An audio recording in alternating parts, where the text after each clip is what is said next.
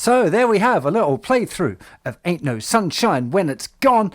Bill Withers classic, of course, a really, really nice one for beginners getting into their minor chords, their A minor, D minor and E minor chords, because they're all used in this tune.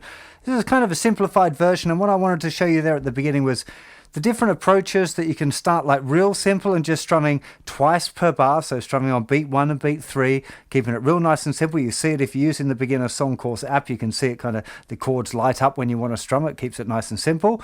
But as well, you can actually extend things a little bit more. You can embellish it with the sus chords and that kind of thing. You can change up the strumming. As you grow as a guitar player, you want to be exploring these different things. Now, the actual chord sequence, fairly simple. It's A minor and E minor, half a bar each, and then a full bar of A minor, then A minor, E minor, half a bar each, a full bar of A minor, a whole bar of E minor, a whole bar of D minor, then the A minor, E minor, half a bar each thing, and then another bar of A minor.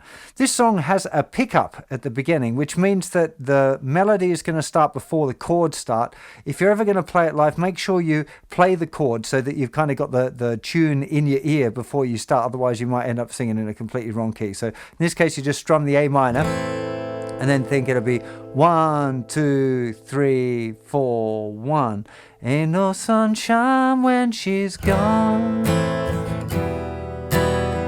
Okay, really, really important that you, the Ain't No Sunshine starts on beat 2. So 2, 3, 4, 1. 2 and 3 and 4 and 1, 2, 3, 4, 1. And it does this every day.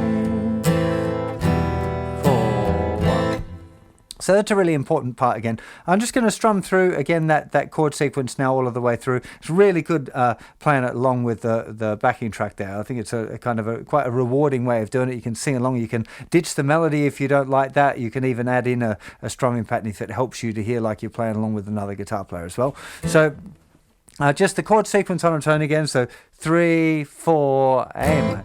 Ain't no sunshine when she's A minor, 2, E minor, 4, A minor, 2, 3, 4, and again A minor, E minor, and A minor, 2, 3, 4 to E minor, 2, 3, 4 to D minor, 2, 3, 4 to A minor, to E minor, to A minor.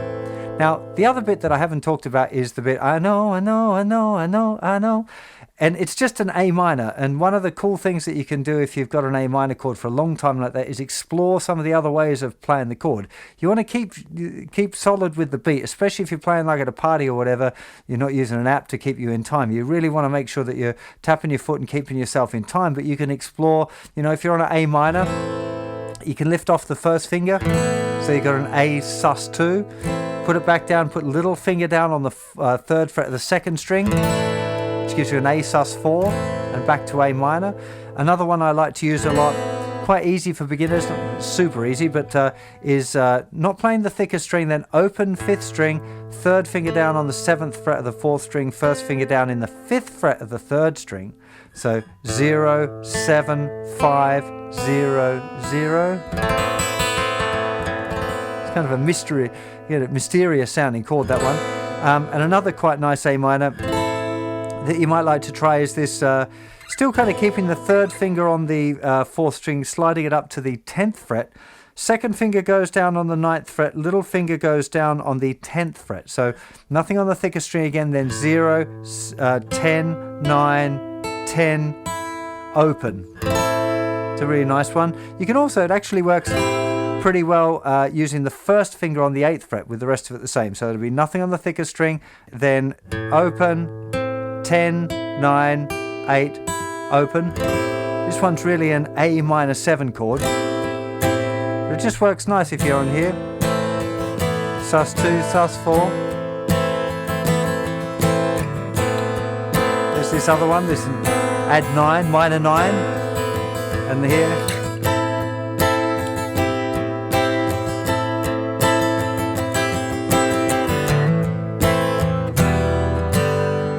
Now, I'm also sometimes adding in a G in kind of later versions. Just kind of rolls it along a bit. You can keep with the G chord for that, that works totally fine, but you can also have this 1, 2, 3, 4, 4, 1, E minor, G, using whatever fingering you feel comfortable with, to the A minor. Ain't no sunshine when she's A minor, E minor, G, A minor, da da da, this every day, A minor, E minor, G, A minor. Okay, so that's another little variation you can add in. You don't have to.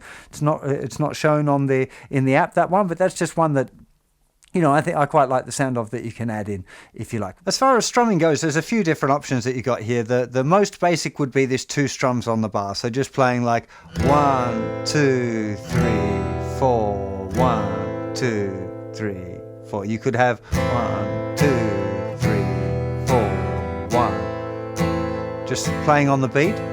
1, 2, 3, 4, 1. You could double that and play twice as many strums.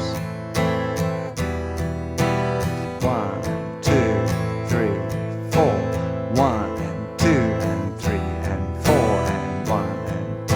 Now, if you're doing that, you're playing 1 and 2 and 3 and 4 and but all down strums, which kind of gives you this 16th note feel. But beginners, don't worry about it. Just think of it as playing down strums on the 1 and the and 2 and 3 and 4 and. So 1 and 2 and 3 and 4 and 1 and 2. Once you got those down strums feeling consistent and smooth and your hand is nice and relaxed, you can really add in upstrokes wherever you want. So if you got this down, down, down, down.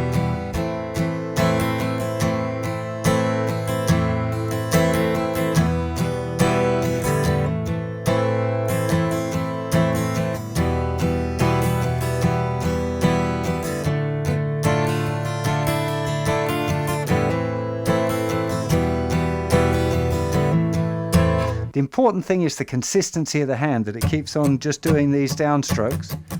It's kind of pendulum-like. It's real consistent, and if you want to add in a couple of upstrokes, keep your, holding onto your pick real loose so that it doesn't kind of hook into the strings. That's the trick with that sort of stuff. Really good practice, just keeping those downstrokes consistent and then adding in a few upstrokes if you need to. Really, really great song list for beginners. Like I said, particularly those of you doing my beginners course, when you first encounter those minor chords, it's a great song. There's not a better song to work on your A minor, E minor and D minor chord grips, because that's what you got all of the way through the tune. So look, I really hope you enjoy playing this song, and I'll see you for plenty more very soon. You take care of yourselves. Bye-bye.